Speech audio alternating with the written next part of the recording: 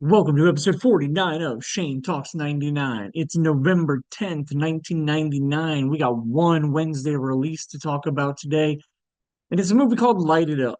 Light It Up was written and directed by a guy named Craig Bulletin, and honestly, this is the only thing he's ever done that I have ever heard of or even know about. Other than the fact that he like wrote and directed some for the 80s TV show Miami Vice. Other than that, this is the only thing he's done that I know anything about. So when I was rewatching it, I asked myself, like, is this what The Breakfast Club would have been like if Spike Lee had written it? Because like there's a lot of stuff that I see paralleling The Breakfast Club, but it's definitely got a Spike Lee vibe to this movie. So we have like an eclectic cast of teenagers who all get thrown into this situation that just keeps getting more and more chaotic. The more kind of bad decisions that they make, not even like bad decisions, just not the smartest decisions that they make, and like it spirals out of control in the third act with lots of violence and death, which is kind of my biggest complaint with Spike Lee stuff is how off the third act gets from the rest of his movies. Not that it's like out of place in this movie in any way, but it definitely takes a turn in the third act and gets pretty violent. So yeah, let's see, we've got our Emilio Estevez character, our jock of the movie, played by Usher. Obviously, it makes sense. Usher's third film role, he was in The Faculty, which technically came out in 1998, but it was still in theaters in 1999. Just told the story last week about how I saw it the day after Christmas in 1998. He was also in She's All That here in 1999. So Usher, not a bad year in 1999. We got our goody two shoe, smart girl, Molly Ringwald character. In this film, it is played by the absolutely gorgeous Rosario Dawson. We've got our nerdy goth girl, our Ali Sheedy of the group, the outcast, who was played by one of the stars of Roseanne, Sarah Gilbert. Can't lie, she rocks this purplish reddish hair in this movie. I've talked multiple times on this podcast, just like a month ago when we were talking about Drive Me Crazy.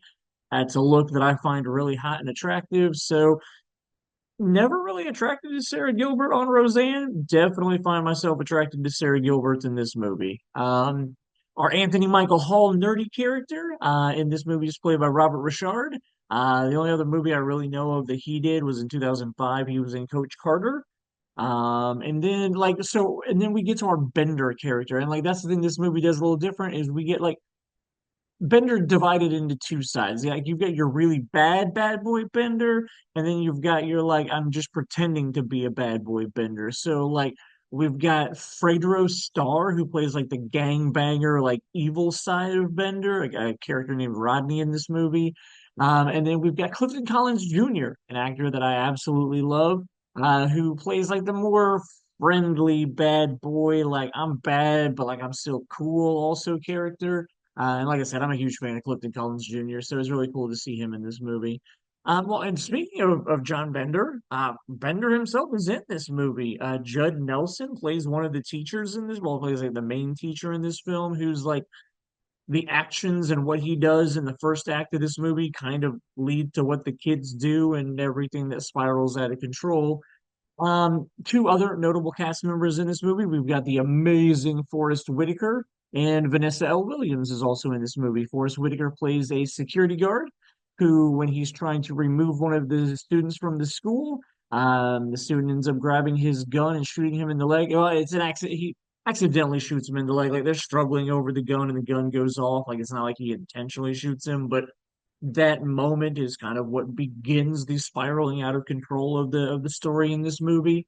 Um, and then Vanessa L. Williams plays one of the cops who comes in and is basically like the negotiator for this movie, kind of trying to work with the kids and figure out what they want and try to get their story told and things like that. So she's the one that ends up talking to the Lincoln Six, which is like the name that the media ends up giving this group of kids.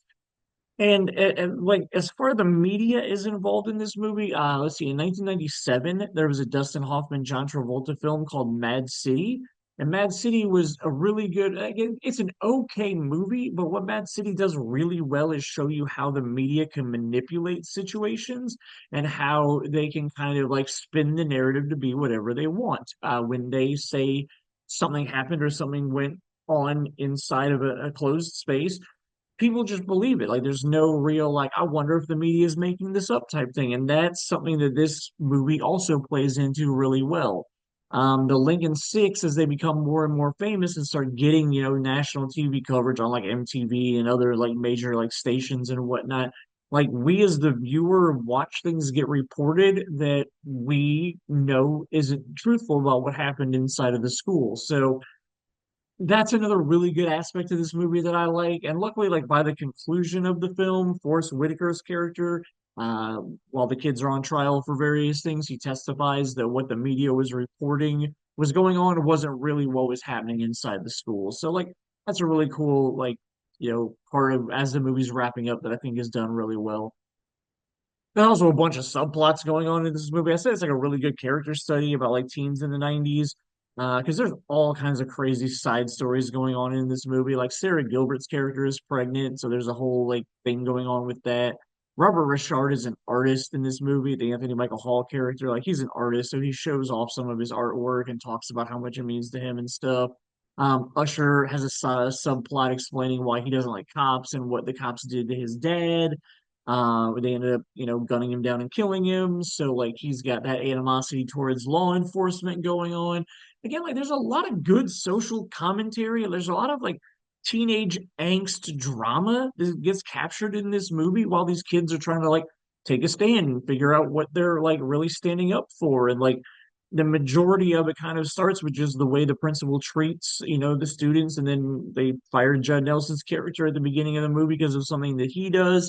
And it's kind of like the kids trying to stand up for him, like, hey, we've got this teacher that actually cares about us and is trying to help us, and you're firing them for, what he did to try to help us. Like, lots of shady stuff going on in the school, and the kids are trying to stand up for it. And it kind of just starts to spiral out of control. And these kids don't really have any control over everything. I mean, they do and they don't. Like they make decisions that cause these things to spiral out of control. But like I said, with the way that the media portrays things and whatnot, like of all the films in 1999, and I love a lot. I've talked endlessly about how I love these teenage movies from 1999.